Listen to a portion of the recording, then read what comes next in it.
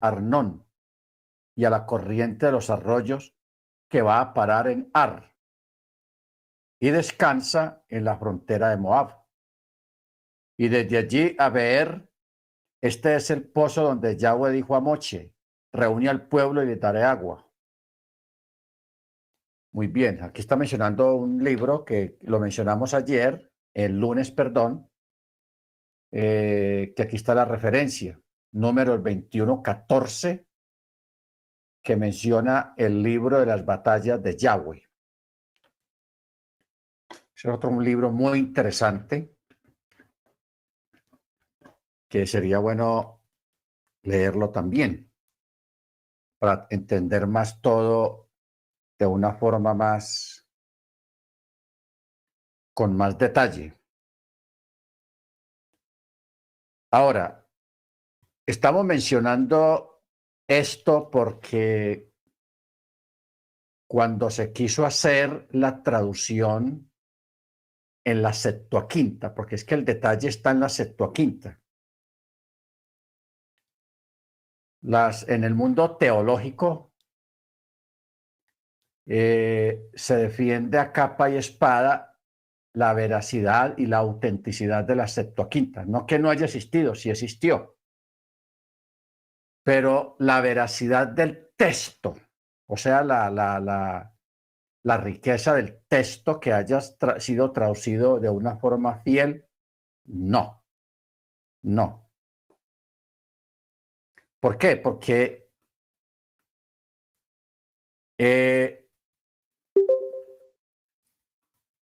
cuando estaban sacando material de la Septuaginta para traducir al latín y al griego moderno,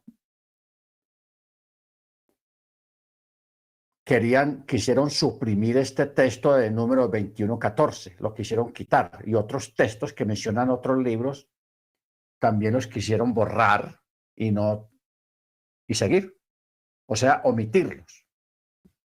Que la omisión pues no es buena en este caso por cuanto no se está respetando la pureza del texto tal cual como fue elaborado inicialmente.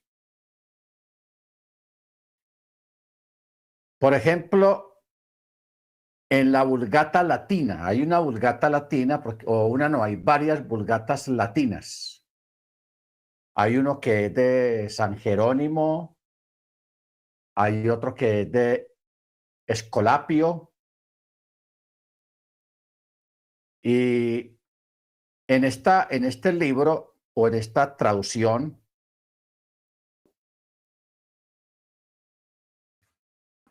se omitieron unos textos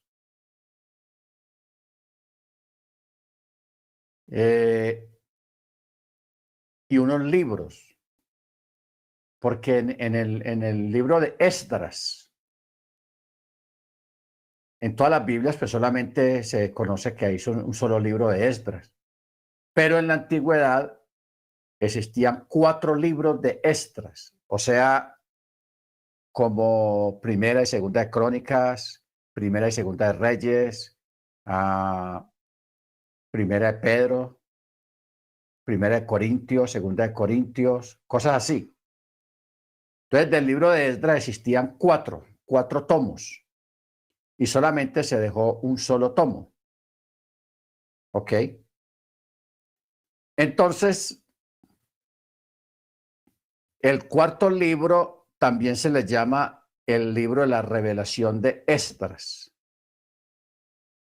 Ese libro actualmente existe en el latín antiguo.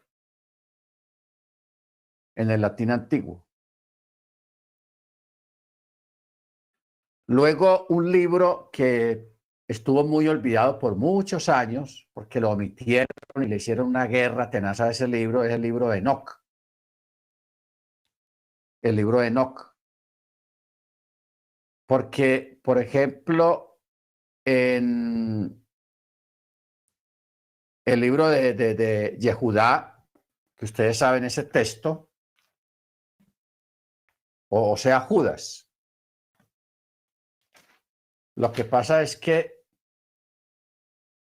nos dejaron con el nombre de Judas en griego, pero en sí, Judas es Yehudá, un personaje que se llamaba Yehudá.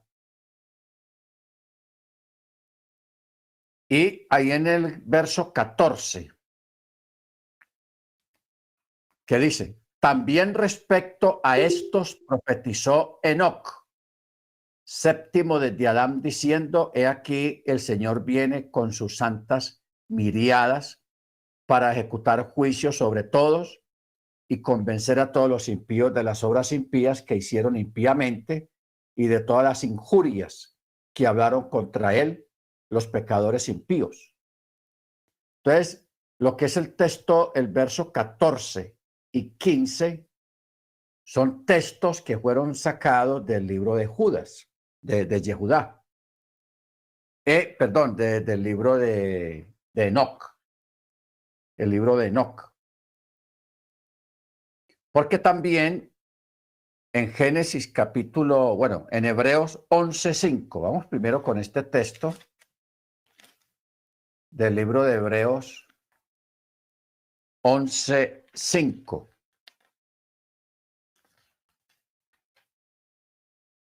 Dice, donde menciona a Enoc, dice, por la fe Enoc fue trasladado para que no viera muerte y no fue hallado porque lo trasladó Elohim, y antes de ser trasladado recibió testimonio de haber agradado al Eterno.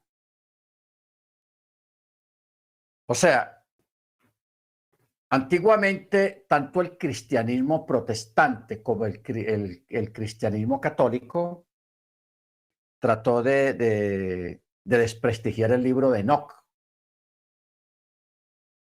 Pero entonces les quedaba un poco difícil porque en la escritura hay referencias de Enoc. Está en el libro de Judas, aquí en el libro de Hebreos, en el Hall de la Fe, que habla de Enoc, que fue trasladado.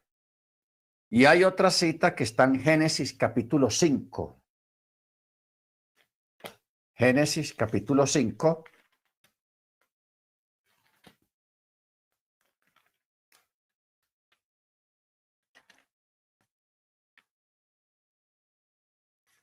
Génesis 5:18.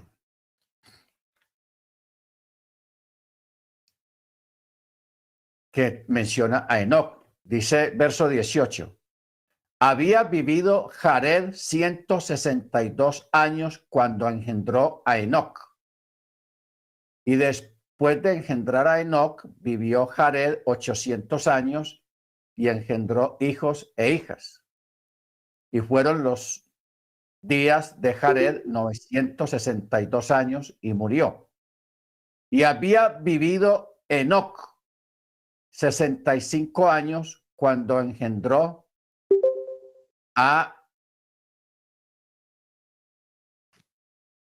Matusalén. O sea, Matusalén ostenta el récord de la persona que más años ha vivido en la tierra. Matusalén. ¿Y cómo vamos a borrar a Matusalén si el papá de Matusalén fue Enoc? Complicado. Entonces, en el verso 22 dice, y anduvo Enoc con Jajelohim 300 años después de haber engendrado a Matusalén y engendró hijos e hijas. Y fueron los días de Enoc 365 años. Y Enoc anduvo con Jajelohim y desapareció porque lo arrebató Elohim. Entonces, tanto en el libro de Hebreos 11, donde habla a nivel de comentario el agiógrafo del libro de Hebreos, donde dice que no fue traspuesto para que no hubiera muerte. Y aquí en el libro de Génesis, que es la Torá, también menciona de ese evento. En el verso 24, y Enoc estuvo aquí en la tierra 365 años. y Elohim lo arrebató, se lo llevó, ¿ok? Se lo llevó para que no hubiera muerte. Entonces, a raíz de este evento, hermanos, porque hay dos personajes en la escritura, tres personajes. El primero es Yeshua, que también se fue para los chamaín, ¿ok? De ahí para atrás tenemos a Elías, que Elías vino en un carro de fuego y también se lo llevó.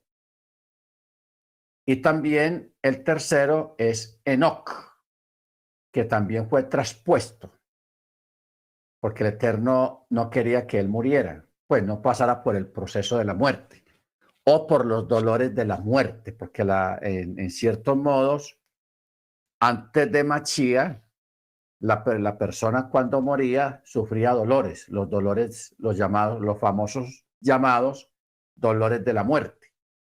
Después de Machía, cuando se muere ya no hay dolor.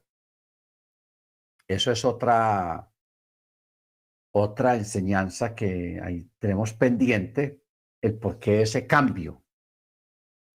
Porque antes el salmista y muchos profetas hablaban de los dolores de la muerte, pero después de Machía, él anuló los dolores de la muerte. ¿Ok? Baruch Hachén. Entonces, los sabios judíos siempre se han preguntado mucho acerca de dónde están Enoc y Elías. ¿Dónde están? Porque ellos todavía en este momento están vivos. ¿Ok? Estos dos personajes están vivos aún y hemos hablado un poco de eso porque uno se imagina que, bueno, entonces Enoc, que viene desde la época de Génesis, antes del diluvio, debe estar más viejo que un viejo, pero no, de ninguna manera. Igualmente Elías, porque ellos al entrar en otra fase de tiempo muy diferente al nuestro, el envejecimiento de ellos, no que estén envejeciendo, sino que se desarrolla de una manera lenta. Si nosotros aplicáramos lo que el Eterno reveló de un año, de un día, 1000 años. Un día, 1000 años. ¿Ok? Entonces, por ejemplo, Elías hace por ahí unos 2700 años más o menos que Elías fue llevado en el carro de fuego. 2000, sí, 2500, 2700 años. Si aplicamos un día 1000 años, o sea que hace más o menos 2 días y medio que se fue Elías. Nada más 2 días y medio. ¿Ok? Porque nosotros no podemos obligar a que los eventos que ocurran en alguno de los 7 cielos tengan el mismo tiempo que nosotros tenemos aquí en la tierra. No se puede. ¿Ok? No se puede. O sea, afuera del planeta Tierra, el tiempo transcurre de una forma diferente. O sea, son sectores, son lugares que son atemporales. ¿Qué quiere decir la palabra atemporal? Que no está sujeta al tiempo y al espacio en el que nosotros vivimos, que nosotros estamos sometidos a nuestro sistema de tiempo, 12 horas diurnas, 12 horas nocturnas, que las semanas, que los meses, que los años y los días lunares y todas esas cuestiones. Entonces, nosotros estamos sometidos a a ese sistema de vida, pero fuera de aquí de la tierra, allá en los chamayim, en los cielos, el tiempo transcurre en forma diferente, en forma diferente. Pudiéramos aplicar la tabla que nos dio el Eterno. Un día 1000 años y 1000 años un día. ¿Ok? O sea que nosotros estamos viviendo al día, los días solares en los que estamos sometidos. Y fuera de nuestro planeta, toda la existencia que hay allá tiene otro nivel de tiempo, que son 1000 años, lo que para nosotros es un día, o lo que para ellos es 1000 años, para nosotros es un día, y para ellos es un día o 1000 años. O sea, el tiempo transcurre lentamente, lentamente. Ahora, ¿cómo? De ahí viene la pregunta de cómo hacen estas personas para sobrevivir, para vivir y no envejecer. Nosotros debemos tener en cuenta un detalle muy importante. Enoc y Elías, ellos no están sometidos al sol ni al tiempo nuestro. ¿Ok? Y usted sabe que nosotros aquí, los que estamos bajo esta cobertura del planeta Tierra, tenemos una dependencia muy grande del sol, porque el sol es vital para vivir, para la existencia. Pero ellos no dependen del sol, ni dependen del agua. Ellos viven en otro sentido, en otra forma de existencia, a la cual nosotros también vamos a vivirla en un tiempo futuro. Lo vamos a vivir, pero ya en un tiempo futuro.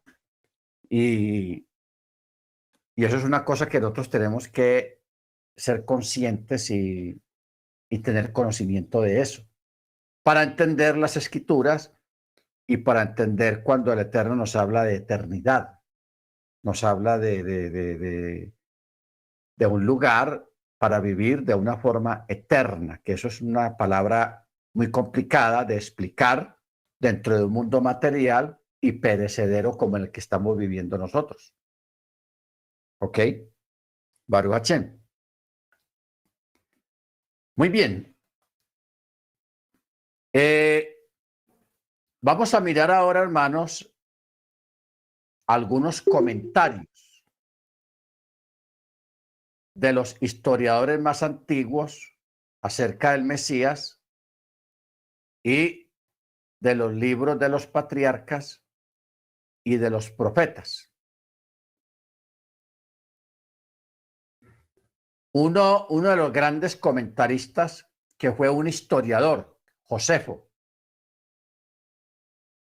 Josefo, él era judío, pero él se crió en Roma. Entonces su cultura, su idioma, sus costumbres eran romanas, pero él era de sangre judía. Y aparte de eso, pues el hombre era profesional, era un escritor, era historiador, un compilador de la historia.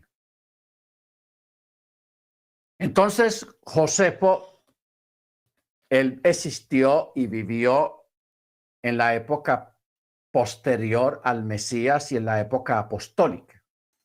O sea, cuando cuando hubieron los eventos del Mesías, cuando el Mesías vino aquí a la tierra y hizo todo lo que él hizo, Josefo estaba pequeño, estaba joven.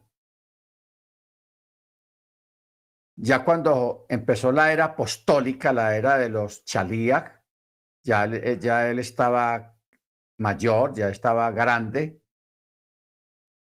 Entonces, él fue testigo presencial de los eventos de la destrucción de Jerusalén y la destrucción del templo. Él estuvo ahí. Él estuvo ahí. Si uno hoy en día se pone a hablar con los judíos ortodoxos, ellos odian y detestan a Josefo. Ellos lo detestan y lo odian.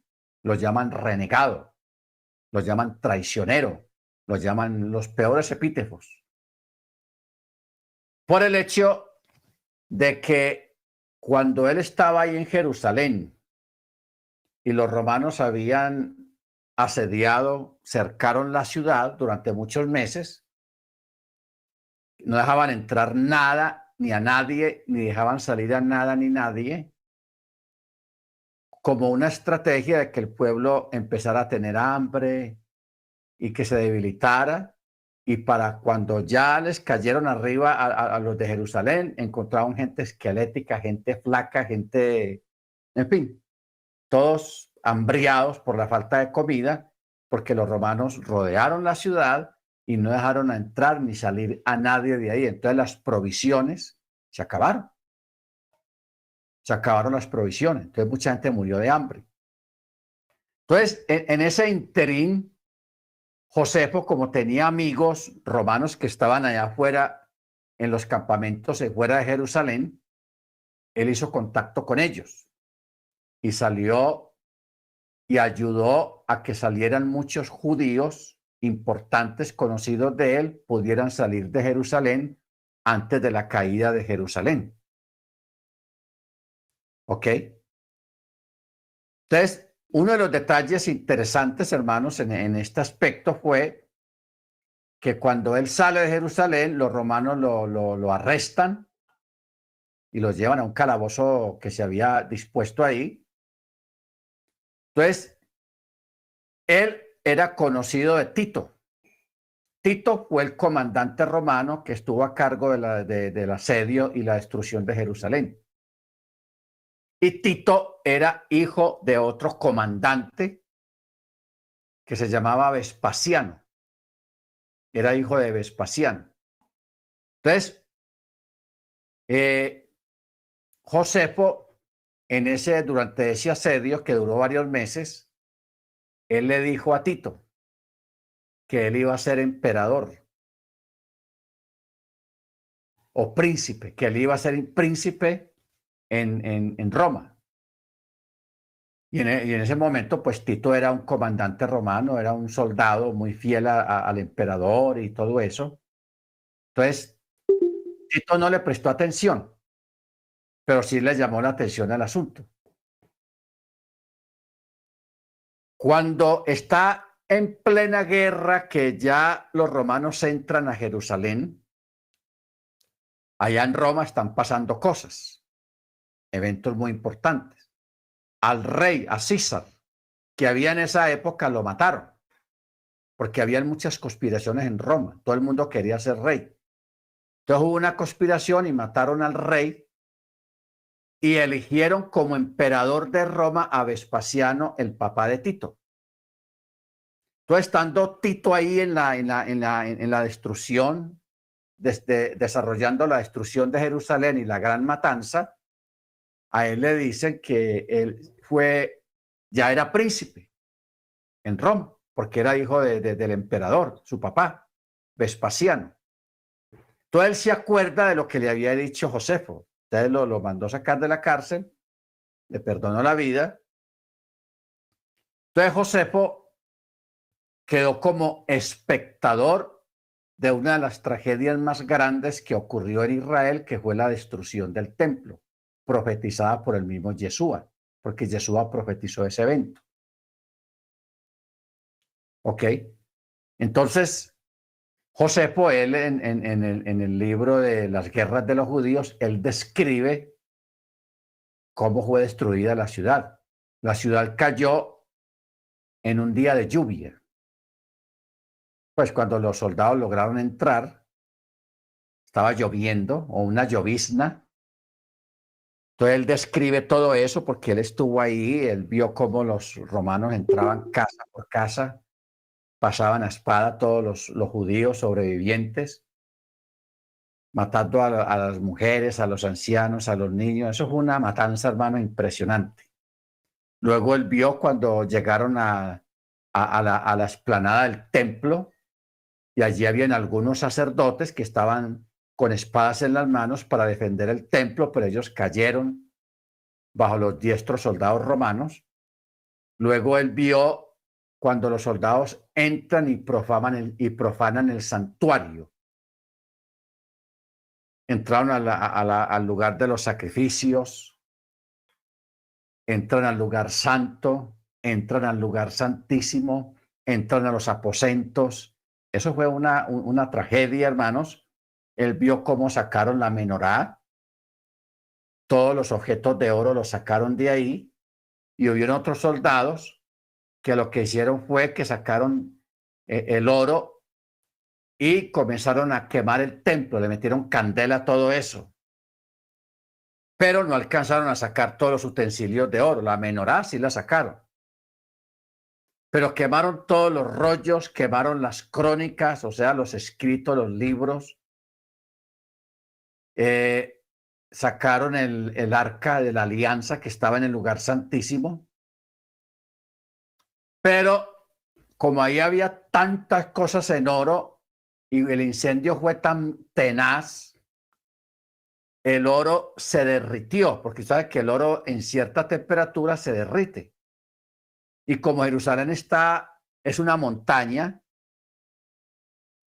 el oro derretido empezó a irse hacia abajo, llevado por los arroyos de la lluvia, y se metió entre las piedras y entre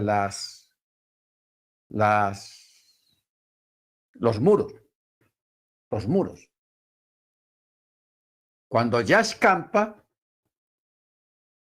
y se había realizado la matanza, entonces Tito ordena que destruyan las murallas. Pero los soldados se animaron más que todo a destruir las murallas porque el oro se había metido entre las piedras. Entonces se cumplió una palabra que Jesús había dicho: no quedará piedra sobre piedra que no sea derribada. Los romanos sacaron las piedras, las levantaban para buscar el oro derretido que se había metido debajo y dentro de las piedras. ¿Ok? Baruch Hachén. O sea, lo que Yeshua dijo se cumplió de una forma perfecta. El único muro que Tito dijo que no lo tumbaran es el muro que hoy todavía existe, que se llama el Cotel o el Muro de los Lamentos. Que ese pedazo de muro que tiene por ahí son por ahí como unos 30, 40 metros de largo y unos 20 de alto. Ese muro que hay ahí es original de la época de Herodes y de la época de Machía. ¿Ok? Es original. Claro, todos los otros muros posteriormente fueron reconstruidos, pero no son originales de la época de Machía. No son tan antiguos, pero esa parte de donde está el hotel sí es original. Bendito sea el nombre del Eterno. Porque Tito dijo: no tumben ese muro, déjenlo ahí y pongan una placa conmemorativa demostrando pues la fuerza, el poder y el señorío de Roma sobre Judea como testimonio. Pero Tito no sabía que él estaba siendo guiado por el Ruach, porque el Eterno ya había hablado años antes a través de un profeta. Creo que fue el que escribió el libro de los Cantares. El libro de los Cantares. ¿Qué dice un texto de los libros de los Cantares? Está hablando del muro y él dice: he aquí que mi amado está tras las ventanas, por las celosías mirando. Entonces, ese muro que hay ahí, hermanos, tenía pues ya las taparon, pero antiguamente tenía unos orificios, unas ventanas pequeñas, varias ventanas, tenía ese muro. Creo que fueron los musulmanes los que taparon esas ventanas para que el muro quedara completamente sellado. Pero la profecía dice eso: he aquí que mi amado está detrás del muro, atisbando por las ventanas. Eso es una profecía que da a entender de que el Eterno, la presencia del Eterno está en ese lugar todavía. En este tiempo, si usted algún día el Eterno le da una bendición de dinero, vaya a Jerusalén y vaya al Cótel, y usted va a sentir la presencia del Ruach, del Eterno, ahí en ese lugar. Por eso es la costumbre de los judíos de ir al cótel a orar en las madrugadas o en las fiestas. Cuando hay grandes eventos, ellos van al cótel. ¿Por qué? Porque los judíos saben la profecía que hay sobre ese muro y los judíos saben que ese pedazo de muro que hay ahí es de la época del segundo templo, de la época del segundo templo. Entonces, por eso ellos, y porque ellos sienten la presencia del Eterno ahí en ese lugar. ¿Ok? O sea, la presencia del Eterno ahí en ese lugar está para todo el que se acerca a ese lugar, el que está ahí personalmente. Entonces uno escucha cientos y miles de testimonios de peticiones, porque la gente cuando va allá pone una petición en un papelito y lo mete en las juntas de los muros de una piedra sobre otra. Y sí, hermano Ángel. Hola, Rap, buenas noches. Disculpe, Sí, hablando hermano.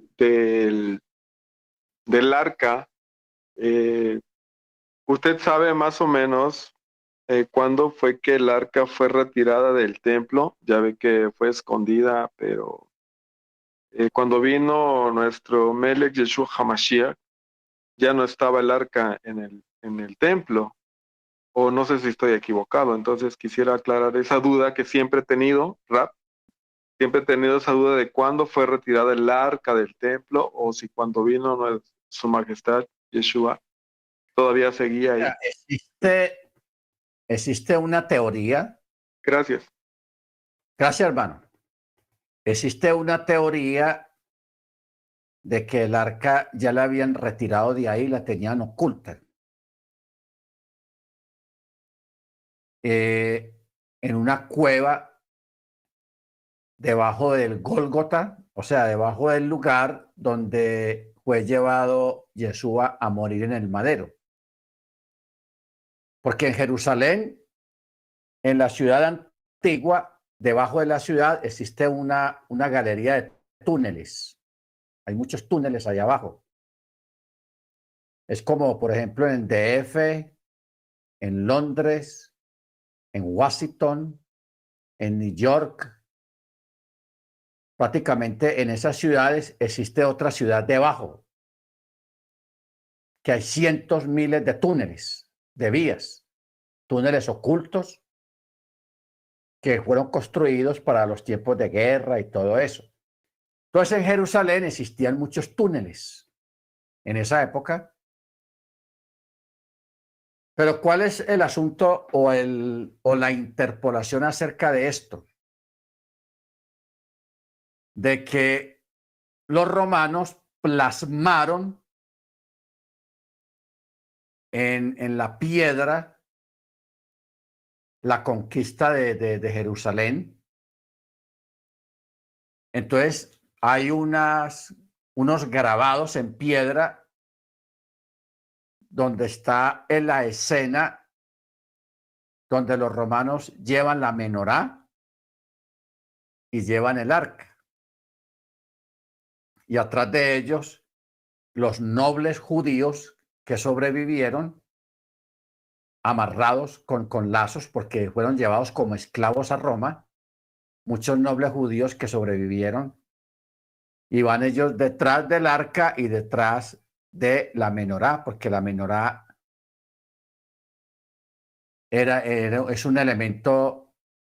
La menorá mide como unos 1,80 m de altura. Y los brazos eran gruesos y eran de puro oro. Todo eso fue vaciado en oro. Entonces, un joyero no sería capaz de ponerle valor a la menorá. Entonces, por no derretirla y por no quebrarla en pedazos, se la llevaron entera. Entonces, en ese grabado, que eso está en los libros de historia, está esa escena cuando hicieron desfilar en Roma la menorá, el arca y todos los nobles judíos, que eran bastantes, lo hicieron desfilar en Roma, entonces eso lo plasmó un tallador de piedra, plasmó esa escena. Y ahí está la menorá y está el arca. Y ese tallado data de esa época del Imperio Romano. O sea, eso es un testimonio muy veraz acerca de lo que pasó con el arca y con la menorá y otros tesoros que se llevaron de ahí del templo, o sea, los tenedores, las cucharas, porque todo era en puro oro y las copas eran de puro oro y eran sagrados.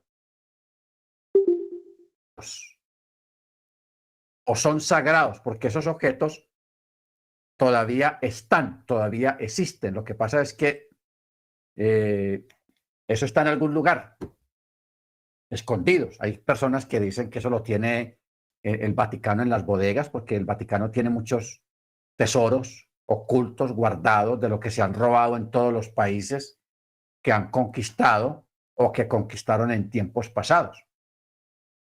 Gran parte del oro que había aquí en América se lo llevaron para allá. Gran parte del oro que había y los tesoros que había en los aztecas, en México, los incas, en Perú, todo eso, cuando conquistaron esos países, se llevaron todo el oro y todos esos tesoros religiosos se los llevaron para allá.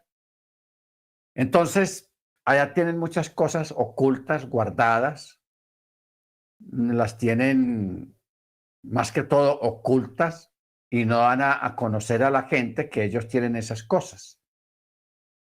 Porque si lo van a conocer, entonces tendrían que devolverlos a sus dueños, devolverlo a sus sueños. Entonces, la otra teoría que existe es la siguiente, que desde hacía muchos años el arca había sido quitada del templo, especialmente después de lo de Antíoco Epífanes. Como Antíoco Epífanes profanó el templo, entonces los judíos decidieron más bien esconder, ocultar en unos túneles ahí mismo debajo del templo y debajo de la ciudad. Hay una galería de túneles. Entonces, ellos dicen que el lugar donde fue llevado Yeshua a morir, en el lugar del monte llamado el Monte de la Calavera, abajo de ese lugar donde estuvo la estaca, el madero, en una cueva estaba el arca. Y que prácticamente la última sangre que le quedaba a Yeshua, cuando fue erigido, bajó por la estaca y se fue entre la tierra y entre las piedras y cayó exactamente sobre el arca que estaba escondida ahí debajo. ¿Ok? Esa es una teoría.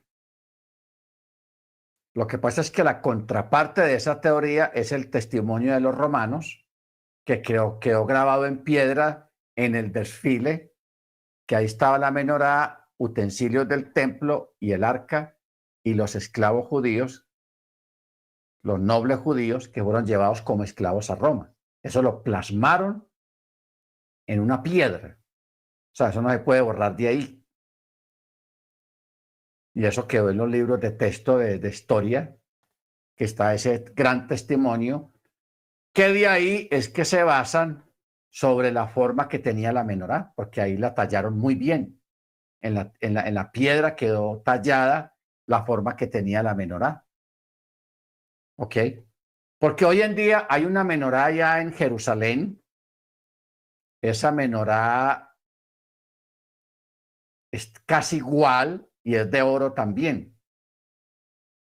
Y la tienen, bueno, es que ni vigilancia le ponen, hermanos, porque aunque es de oro esa menorá y está dentro de una cabina de vidrio a prueba de balas y de bombas, y tiene cámaras por todos lados, que ahí no hay necesidad de poner ni guardias, porque eso está está cuidado con tecnología.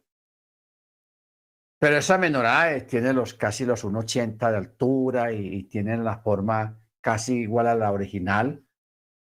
Y eso es público, se puede ir allá porque está al aire libre. En un lugar al aire libre está esa menorá.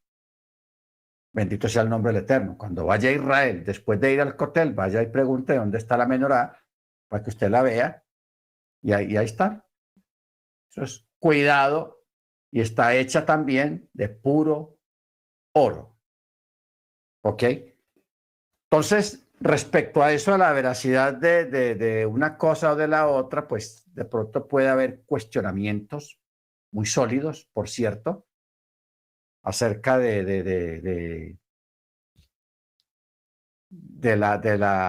origen o del lugar donde pueda estar el Arca de la Alianza. Ya ustedes saben, esas películas de Indiana Jones, que el Arca perdida, y hay muchas películas, porque existe una teoría de que los alemanes en la guerra, ellos se robaron el Arca, que los alemanes la tenían, que la habían robado durante la guerra, pero en la película no ponen, no dicen a quién se la robaron, sino que los alemanes la tenían oculta, el Arca de la Alianza. De todas maneras, el Arca, hermanos, está en algún lugar oculta, que en su momento, en el tiempo del Eterno, el Arca va a ser sacada a la luz. Cuando ya se vaya a reconstruir el templo, el Arca la van a llevar, el Arca original, la van a llevar y la van a poner allá en el templo. Porque para el Eterno no hay nada imposible. O sea, el Eterno pudo haber propiciado que fuera los romanos o los alemanes que se hubieran robado el arca y la hubieran escondido celosamente, pero que eso venga de parte del Eterno. De que estas personas o estos gobiernos la hayan robado y la hayan ocultado, y en cierta forma como que el Eterno los usa para que la oculten y la preserven y la cuiden, para que llegado el momento y el tiempo de sacarla a la luz, para ponerla ya en el templo, porque en este momento, ¿dónde la van a poner? ¿Dónde vamos a poner el arca? Para que los judíos hagan uso de ella. No hay dónde porque no hay templo. Y el lugar donde debe estar públicamente ese elemento es en el templo. ¿Ok? En el templo mismo. Baruch Hachén. Entonces, existe otro,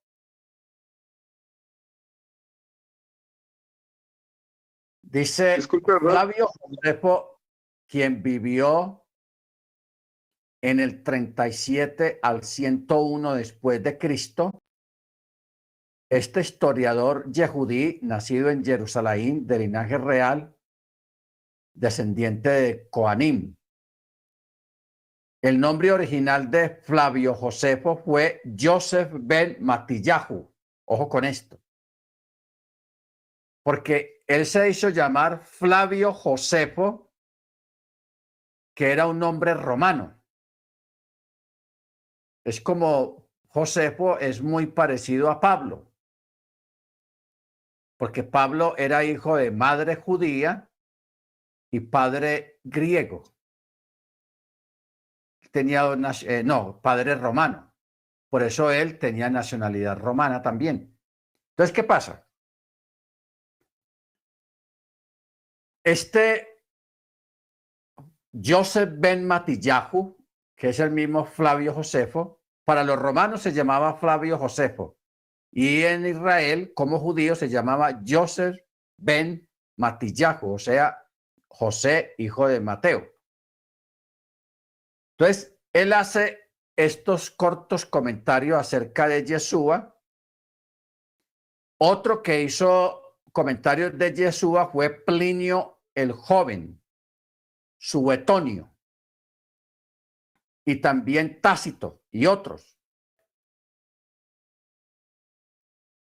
Lo que se sabe de Josefo es muy veraz porque él escribió esos libros en esa época cuando él estuvo vivo. Él escribió varios libros, que escribió Las guerras de los judíos y escribió Las antigüedades de los judíos. Las antigüedades de los judíos eran varios tomos y las guerras de los judíos eran 2 tomos. Yo aquí tengo solo uno, porque yo aquí tengo un libro de Flavio Josefo, donde él relata la destrucción de Jerusalén paso a paso. Como buen escritor que era, él relató todo eso. Entonces, Flavio Josefo, a nivel histórico, él tiene fuerza y tiene peso. Tiene peso porque él no era ni católico, ni tampoco era muy practicante judío. Era como neutral. Entonces, sus relatos no son de carácter religioso, sino más bien de carácter histórico. Y eso le da más peso a las cosas. Sí, hermano Ángel. ¿Qué iba a decir, hermano Ángel? Ay, perdón, Rap. Es que sí, había escuchado una enseñanza de Michael Root, donde precisamente lo que usted está tratando, una de las teorías, mencionaba que cuando fue sacrificado su majestad Yeshua HaMashiach y derramó la sangre, esa sangre cuando tembló, cuando murió, tembló, se partió la tierra, y precisamente lo que usted está indicando es que, bueno, esa sangre corrió a través de las grietas de la tierra y cayó precisamente en el arca, así pues derramando la sangre que debía ser depositada en el arca para el perdón de los pecados. Entonces, Amén, pues amén. no suena tan descabellado, ¿no? Por precisamente lo que usted está mencionando. Sí, claro. Seguro que sí. Entonces aquí, por ejemplo, aquí está el libro. Este libro es muy conocido en el mundo cristiano. Josefo. Entonces, este libro es muy interesante de leerlo porque tiene mucha información, mucha historia, porque prácticamente Josefo es el único escritor que dejó testimonio de eventos de la época de Cristo, de la época de Mashiach. Entonces, los escritos de él, las antigüedades de los judíos, las guerras de los judíos, son una fuente de información muy veraz porque él fue historiador de esa época, ¿ok? De esa época, y él fue testigo de la destrucción de Jerusalén. Eso es impresionante, hermanos. Poder leer un libro no religioso, un testimonio veraz de alguien que fue testigo de los eventos, de todo lo que pasó, ¿ok? Baruch Hachén. Ahora, él se preguntaba, ¿cómo tantas profecías de Daniel habían sido cumplidas con exactitud? Del mismo modo, sus escritos revelan la esclavitud de Israel y de la destrucción por los romanos. Por ejemplo, estas fueron las palabras textuales de Josefo. Dijo, todos los escritos de Daniel dejó a la historia por órdenes de Elohim, es para dar al lector y al observador de la historia una verdad acerca de cómo Elohim dio un gran honor y para asegurar que a los que dudan de la posibilidad de excluir todas las orientaciones de su vida, a creer que Elohim aún se ocupa de lo que ocurre en el mundo. Esta cita está en Antigüedades de los Judíos, capítulo 10 y 11. Y mire lo que él escribió acerca de Yeshua.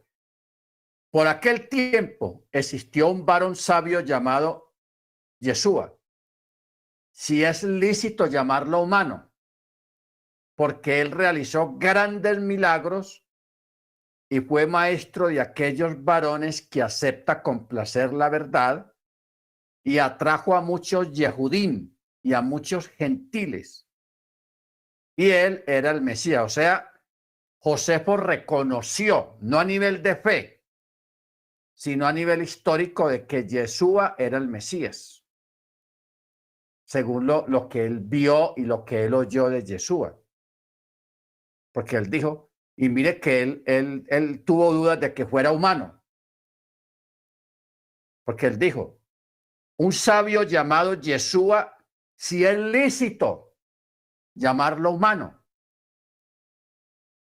O sea, él dudó de llamarlo humano porque él vio que era un hombre, un ser sobrenatural por los hechos, o sea, por los milagros que hizo Yeshua, por sus palabras y porque él prácticamente está aceptando implícitamente su resurrección.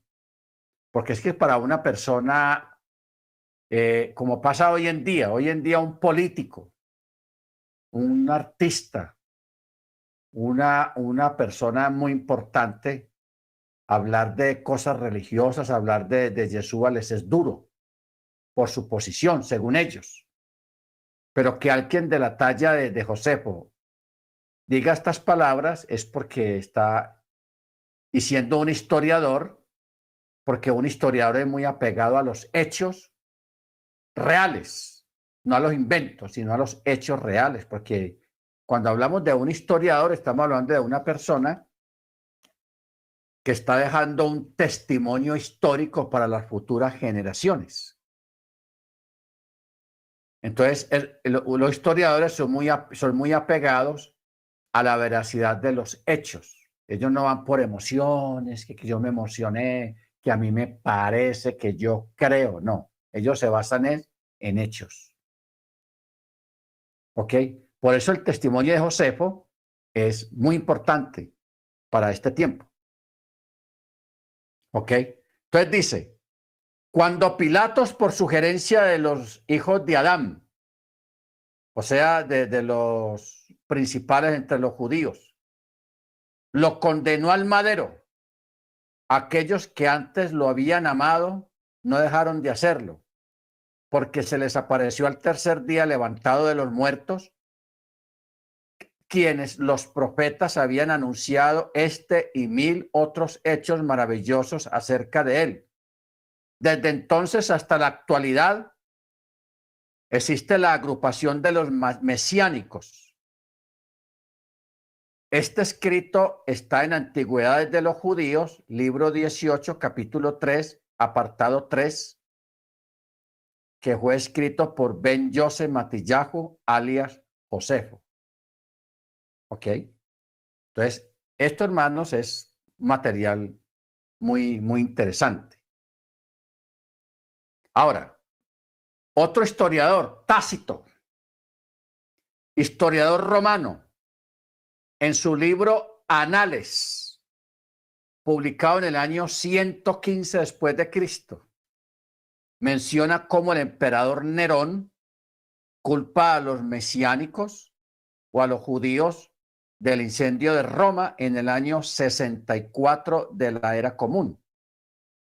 Él manifiesta que el nombre Mechihit se origina de una persona llamada Machiach, que había sido ejecutado por Poncio Pilatos durante el reinado de Tiberio. Esto sí es cierto. Nerón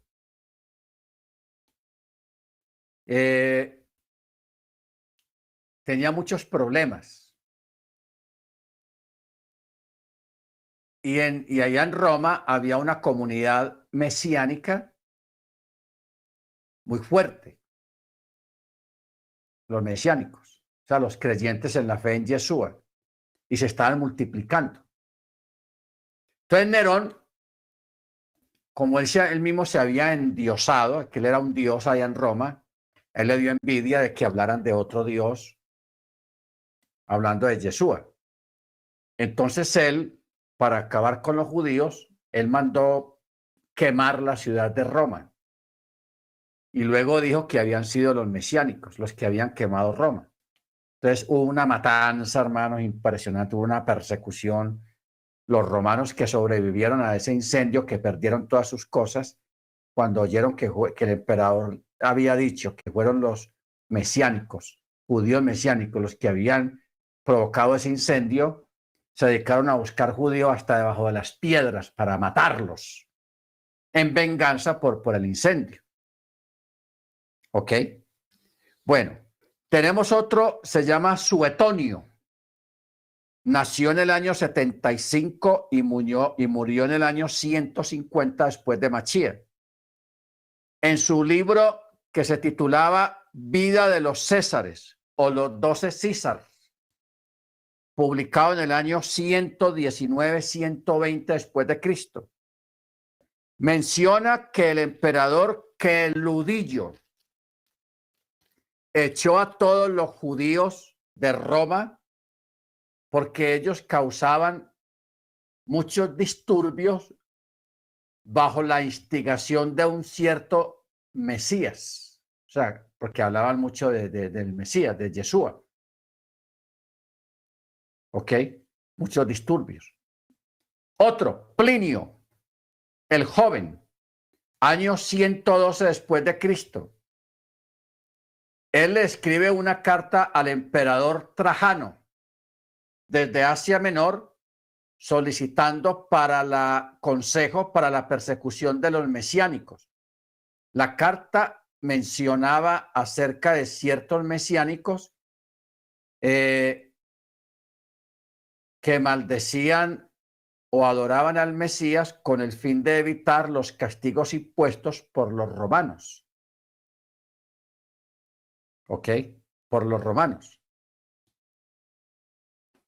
O sea, los primeros creyentes en Machía vivieron una persecución muy tenaz, especialmente en Roma, porque como yo habían sido dispersados de todos los judíos en general, fueron dispersados de ahí de Jerusalén, de Israel, porque es que, ¿qué hizo Tito? Tito destruyó todos los pueblos. Estamos hablando de Jericó, de Nazaret, de todos esos lugares, de Jerusalén. Él mandó quemar todo eso y mandó echar cal y sal a toda la tierra para que la tierra no produjera nada. Se secara, o sea, maldijo la tierra. Y a los judíos que vivían ahí los sacó de la tierra y los dispersó por todas las partes. Los mandó para Egipto, para Antioquía, para Siria, los sacó de ahí de su tierra. Los dispersó, que eso ya estaba escrito proféticamente, lo que iba a pasar. Entonces, dentro de esa dispersión, pues fueron dispersados también los creyentes, los mesiánicos. De esa dispersión, algunos mesiánicos se fueron para Egipto, otros se fueron para Macedonia, otros se fueron para Antioquía, otros se fueron para Siria, otros se fueron para Asia, otros se fueron para España, se dispersaron. Entonces, ¿dónde llegaban? Llegaban con la fe en Machía y más adelante fue que entró Constantino a tomar control de las congregaciones y a desarrollar el antisemitismo, o sea, a sacar a los creyentes judíos mesiánicos de las congregaciones. Entonces, de ahí es que nace la Iglesia Católica, Apostólica y Romana, dejando afuera a los creyentes judíos con el espíritu de Amalek. O sea, desarrollaron el espíritu de Amalek y sacaron a los judíos de ahí y ya se gentilizó la Keilah inicial. Entonces, los judíos que fueron dejados fuera siguieron practicando la fe en Antioquía, en Siria, en Damasco, en todos esos lugares. Entonces, ¿cuál es la sorpresa de esto, hermanos? Que el catolicismo siguió su camino hasta el día de hoy, lo que conocemos. Y los creyentes mesiánicos siguieron su camino por aparte. Hoy en día, o desde hace yo recuerdo hace unos 30 años que encontraron comunidades mesiánicas todavía practicando el Shabbat, las fiestas del Eterno y hablando de Yeshua como Mesías y teniendo documentos antiguos, o sea, de los evangelios, de estos libros, los tenían guardados.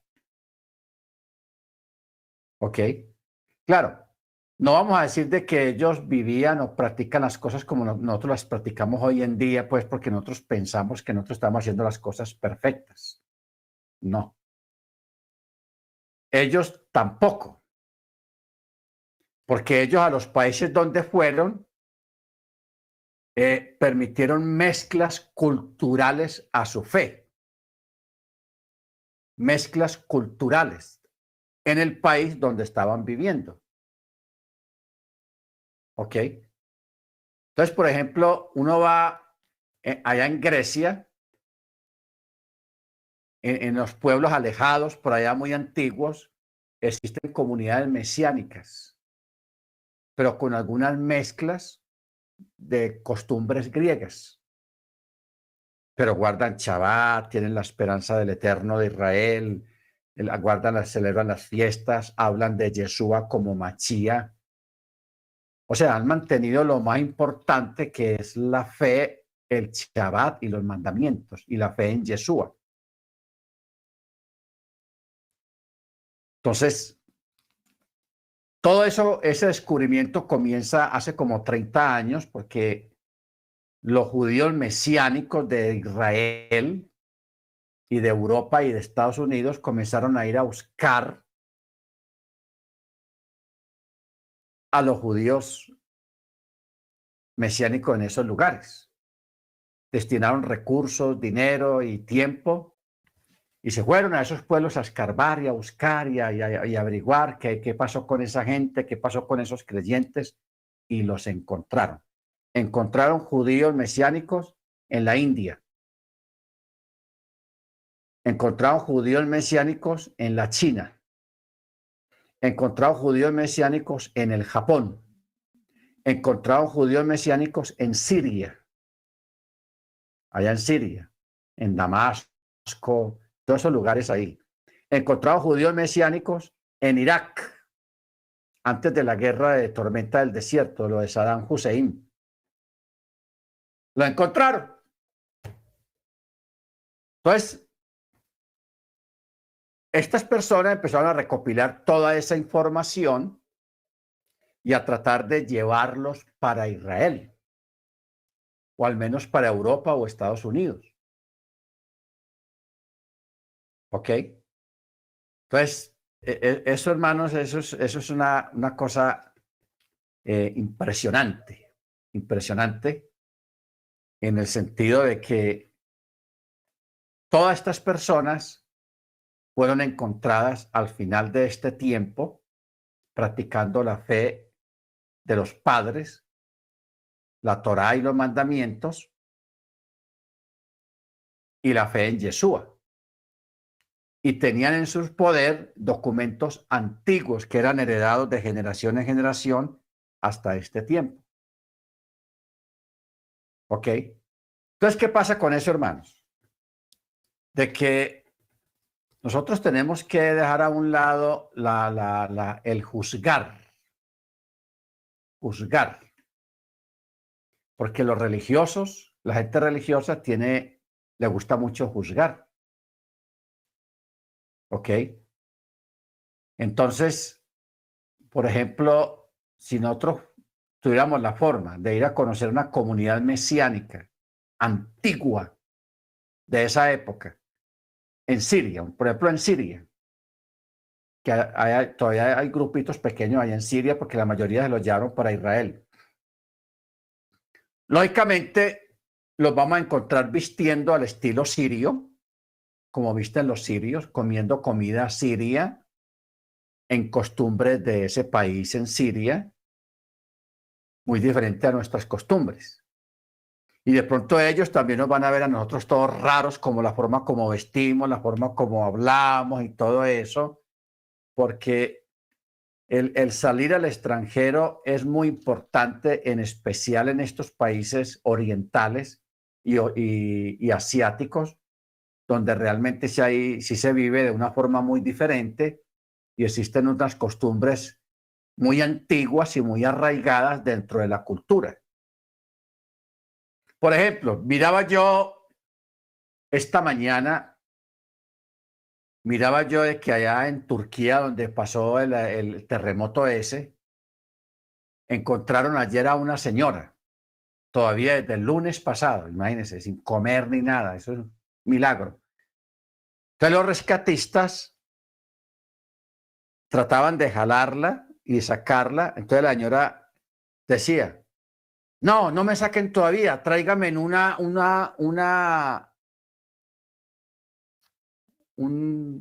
pañoleta. Tráigame una pañoleta para mi cabeza. No tenía pañoleta puesta en ese momento. Entonces los rescatistas rápido buscaron a alguien por ahí que tuviera una pañoleta y se la tiraron allá debajo de esos escombros. Y así la señora se dejó sacar con su pañoleta puesta. Entonces, uno se pone a leer los comentarios de la gente y dice, haciéndole perder el tiempo, todavía ve que le están salvando la vida, que lleva 9, 8 días allá debajo de esos escombros sin comer ni nada, y que la pañoleta, que mi pañoleta. Costumbres culturales. Esa señora es una religiosa del Islam o de cualquier otra cosa, que siempre tienen el cabello cubierto. Entonces ella, aunque estaba en una mala situación, ella no iba a dejar a un lado sus costumbres de tener el cabello cubierto con una pañoleta. Eso es, hermanos, impresionante ese tipo de cosas, pero son culturas muy arraigadas, muy celosas de sus costumbres, y es muy bueno nosotros ser conscientes de que así como para nosotros, si vamos a Turquía, si vamos a Siria, vamos a chocar con la cultura de allá. Si un sirio o un turco viene aquí donde nosotros, también va a chocar con nuestra cultura. Le va a decir, uy, esos colombianos cómo son, miren cómo hablan, cómo se visten, cómo caminan, cómo comen, porque ellos tienen otras costumbres diferentes. ¿Ok? Entonces, lo importante de todos estos detalles, hermanos, es de que el Eterno ha preservado, aparte del catolicismo, porque el catolicismo se desvió completamente de la fe hebraica, de la misma Torá,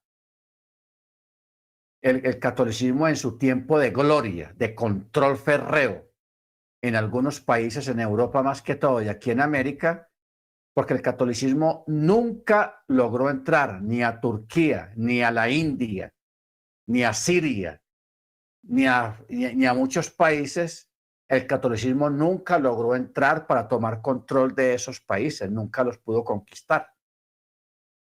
No pudo conquistarlos. Entonces ellos conservaron sus costumbres, y los que eran del mesianismo, del judío mesiánico, descendientes de los judíos mesiánicos en esos países, conservaron su fe y el Shabbat y la Torá a través de todos esos siglos. Eso es, hermanos, un milagro y algo impresionante. Baruch Hachem.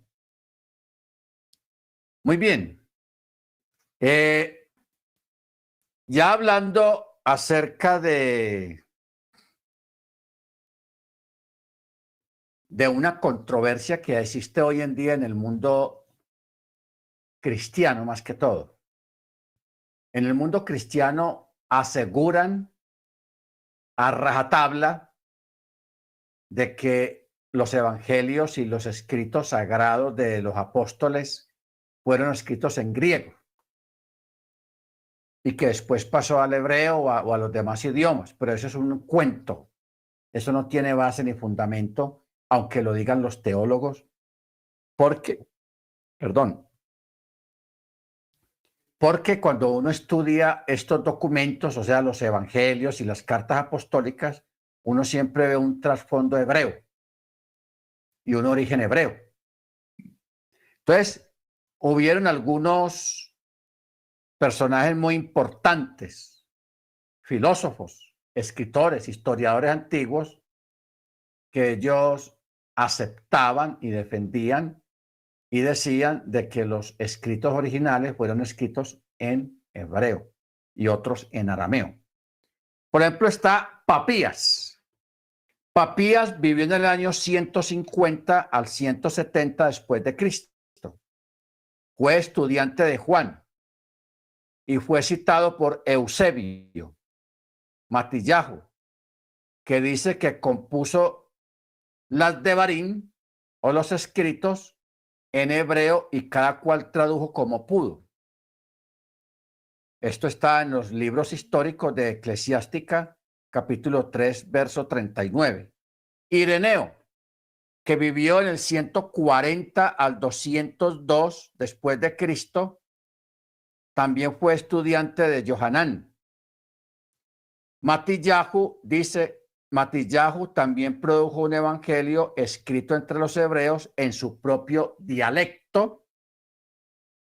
Esto está en el libro histórico de Eclesiástica, capítulo 3, verso 39. Orígenes vivió en el año 185. Él fue teólogo y exegeta bíblico, quien fue citado por Eusebio en el año 210. Dice, el primer evangelio escrito por Mateo, que fue una vez colector de impuestos, pero después fue un emisario de Yeshua HaMashiach, quien habiéndolo publicado para los creyentes judíos, lo escribió en hebreo.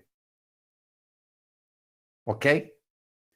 Otro historiador, Eusebio de Cesarea, él dijo, Matillahu también habiendo proclamado primero el evangelio en hebreo, cuando al punto de ir también a otras naciones, lo puso por escrito en su lengua nativa. Y así suplió la falta de su presencia para ellos por medio de sus escritos. Pantenus penetró tan lejos como donde se informa que halló un libro de Mateo que había sido entregado antes de su llegada a alguien que tenía la fe en Yeshua HaMashiach y que era hijo de Talmai, uno de los Chelihim. Como también se dice, había predicado en la India el advenimiento de Yeshua HaMashiach, según el libro de Mateo, que estaba escrito en letras hebreas, el cual al volver a Alejandría trajo consigo y les había dejado este escrito de Mateo en letras hebreas. Epifanio dice, el libro de Mateo muy completo en hebreo, porque este evangelio se preserva ciertamente entre ellos como lo fue escrito primeramente en letras hebreas. ¿Ok? Entonces, hermanos, o sea, existe el testimonio de grandes personajes antiguos y muy ilustres también, quienes testificaron de que la mayoría de los sefer, de los hagiógrafos antiguos, estamos hablando de los apóstoles, escribieron sus escritos en su idioma vernáculo, en su idioma de ellos mismos, que era el hebreo, con algunas palabras y algunos dichos en arameo. ¿Ok? Porque cuando uno lee las palabras de Yeshua en los escritos en los evangelios, Yeshua hablaba las cosas principales, las decía en hebreo. Pero cuando iba a hablar dichos y palabras cotidianas de la gente, las decía en arameo. Porque el arameo era el lenguaje popular, el lenguaje de la gente no estudiada en Judea. ¿Ok? Es como, por ejemplo, en Bogotá con los ñeros allá en Bogotá, o el acento o la jerga paisa aquí en Antioquia, la jerga paisa, porque cada país tiene su jerga, que es el lenguaje del común, de la gente común. ¿Ok? Entonces, ese lenguaje arameo se popularizó mucho en la época del Mesías, porque en la época del Mesías no había gente muy ilustrada, la gente no estudiaba mucho por la pobreza y por todas esas cosas. Entonces el hebreo solamente lo hablaban los escribas, los fariseos, los saduceos y los miembros del Sanedrín del templo. O sea, era un idioma estilista, elitista, era un idioma elitista. Y la gente del común hablaba el arameo, que era hebreo, pero mal hablado, mal pronunciado y con añadiduras comunes. Entonces, por eso, cuando Yeshua dijo a la niña, Talita Cubi, o Eli Sabactani, esas son palabras arameas que fueron escritas, o Yeshua las dijo en arameo. ¿Ok? No eran palabras en hebreo, sino arameas. ¿Ok? Entonces, muy interesante, muy importante tener en cuenta estos detalles para cuando uno leer los evangelios, porque esto se ve y se refleja más que todo cuando uno lee la escritura en hebreo. Porque cuando uno distingue el hebreo, uno también va a distinguir las palabras arameas, los dichos arameos o el lenguaje arameo.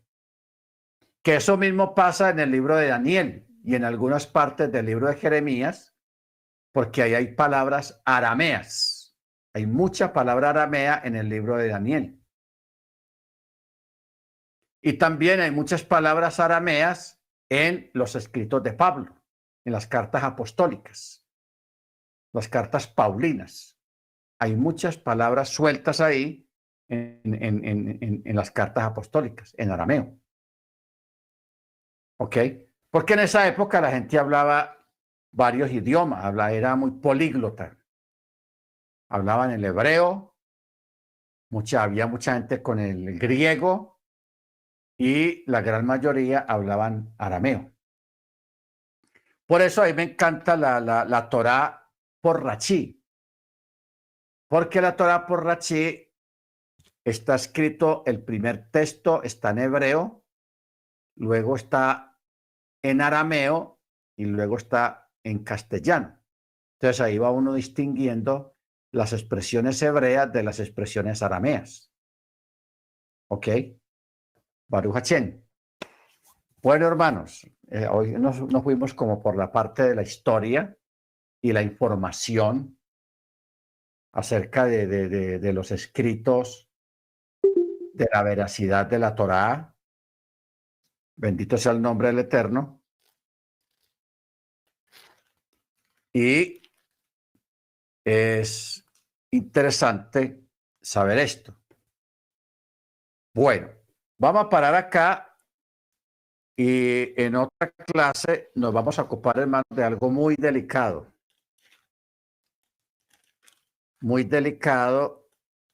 que es, pero hay que tratarlo, acerca de el origen de la palabra fe y gracia, que eso es muy delicado lo que hay ahí. Fe y gracia, que son palabras muy comunes dentro del cristianismo. ¿Ok? Que de ahí es que vamos a tener que utilizar la palabra original hebrea de la fe y la gracia. ¿Ok? Pero en términos hebreos, no en términos castellanos. Entonces vamos a explicar por qué. Pero de todas maneras, les voy a dar la tarea a los que puedan averiguar sobre estas dos palabras. ¿Cuál es el origen de la palabra fe y el origen de la palabra gracia? Ahí nos vamos a dar una sorpresa. Bueno, bendito el Eterno. Hermana Beatriz, es tan amable y nos regala la oración de despedida de la clase. Bien pueda. Hermana Beatriz.